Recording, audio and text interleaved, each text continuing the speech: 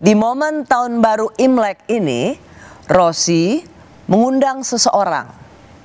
Ia adalah seorang legenda, atlet bulu tangkis yang sangat berjasa karena ia membawa nama Indonesia juara dunia pertama kalinya di tahun 1958.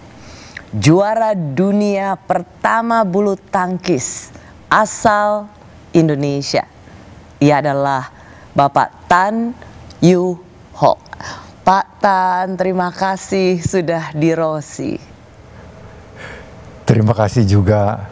Pak Tan, saya beberapa kali bertemu dengan Pak Tan dalam banyak acara di tempatnya. Biasanya Pak Anton Sulaiman tuh bikin acara dengan Bu Menlu, waktu itu Bu Retno.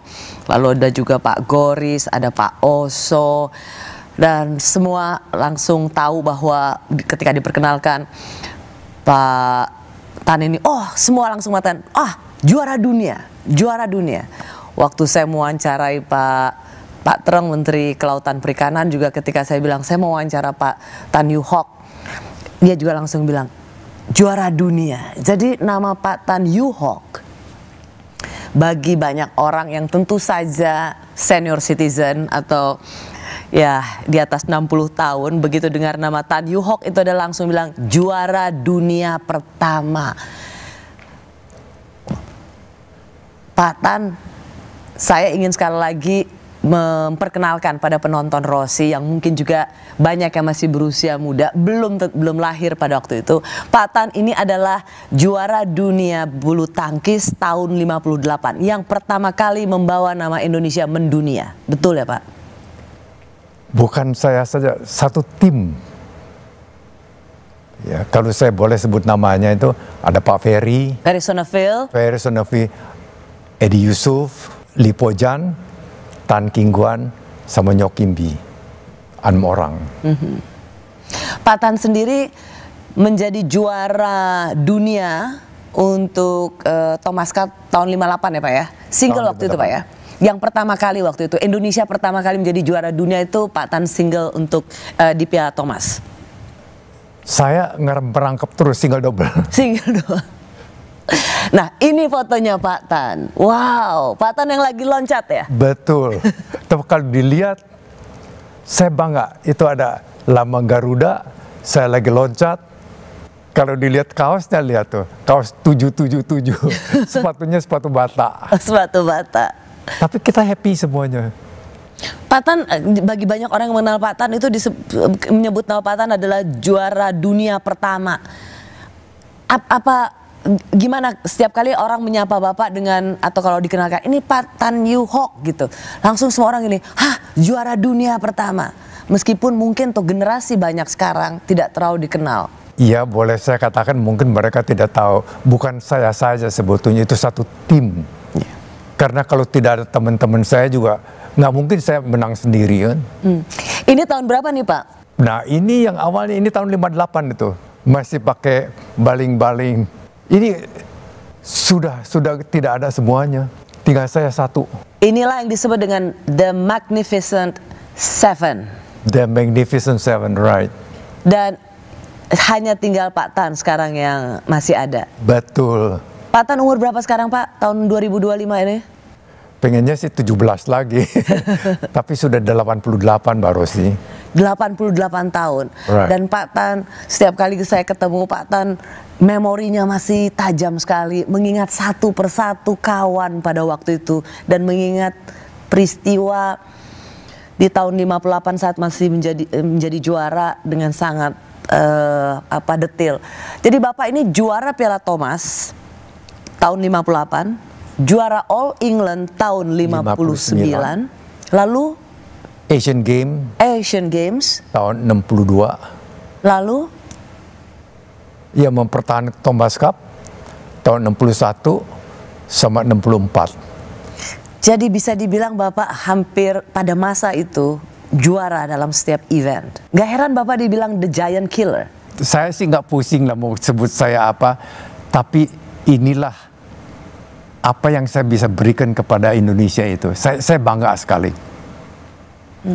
Bangganya bukan apa-apa Mbak Rosi, bangga waktu bendera merah putih dinaikkan, itu luar biasa. Kalau saya ingat begitu, saya ingat apa yang Bung Karno selamanya bilang kepada saya itu. Ditanamkan rasa nasionalisme itu, saya senang sekali. Jadi zaman dulu nggak, waduh, apa dapat kapling, dapat tidak ada. Itu ditanamkan rasa nasionalisme, hanya itu saja. Tapi bukan saya sendiri sebetulnya. Almarhum banyak kan teman-teman saya juga. Kebetulan ketika itu yang paling nonjol saya, yang paling muda, hanya itu saja. Bapak sedang mencoba untuk low profile. Enggak lah, biasa saja. Cuman saya ingat, saya cek, saya itu orang yang ke-13 juara All England. Karena dulu kan yang paling main eventnya itu All England kalau pribadi ya. Juara yang ke-13 saya. Tetapi yang pertama dari Indonesia. Ya. Dulu kan dikuasain sama Malaya dulu, belum ada Malaysia Malaya. Kalau enggak itu Amerika. Dan di Malaya itu banyak, ada Eddie Chung, ada Wong Peng Sun. Denmark ada Ellen Kops, ada Vinko Bero. Pak Tan tadi mengatakan bahwa di tahun itu 58, 59, 61, 64 juara All England, juara Thomas Cup. Bapak mengatakan bahwa karena itu tidak saja sekedar juara, tapi nasionalisme yang ditanamkan oleh Bung Karno. Ini ada gambarnya. Betul. Bapak foto dengan Bung Karno. Karena beliau itu bukan olahragawan, mungkin nggak pernah lah, ya. Tapi begitu memperhatikan kepada kami ini, ditanamkan itu rasa nasionalisme itu luar biasa. Jadi orang kan tidak bisa hanya dikit-dikit kasih uang. Zaman dulu nggak ada, Mbak Rosi. Tanamkan. Belakangan saya baru sadar bahwa di atas segala-galanya itu adalah nasionalisme. Itu yang saya senang itu. Alangkah bahagianya waktu bendera merah putih naik, ya, lagu kebangsaan dikumandangkan, wah, nggak ada duanya dah. Itu sampai sekarang. Tadi waktu kita ngobrol sebentar, saya senang sekali waktu Pak Tan juga sempat cerita mengenang, wah kalau udah menang terus mendengar lagu Indonesia Raya dan Bapak bersenandung. Boleh nggak ngingat lagi bagaimana Bapak ikut menyanyikan lagu Indonesia Raya? Indonesia tanah airku. Itu menyentuh sekali. Itu saja. Bukan soal pialanya ya Pak ya? Bukan. Itunya nggak ada. Tapi kebanggaan waktu dinaikkan itu kebanggaannya. Karena saya mewakili negara Indonesia. Orang mau bicara apa, saya nggak pusing. Tapi tetap saya orang Indonesia dan saya sekarang bisa mengerek bendera merah putih dan lagu kebangsaan dikumandangkan. Apalagi? Makanya waktu saya ketemu Gus Dur kan boleh meraih Imlek. Saya hanya minta 3. 1, jangan panggil kita Cina. 2, hapus SBKRI. Dan kalau di Jakarta kita mesti punya namanya K1. Kalau tidak ada K1 nggak bisa jadi KTP.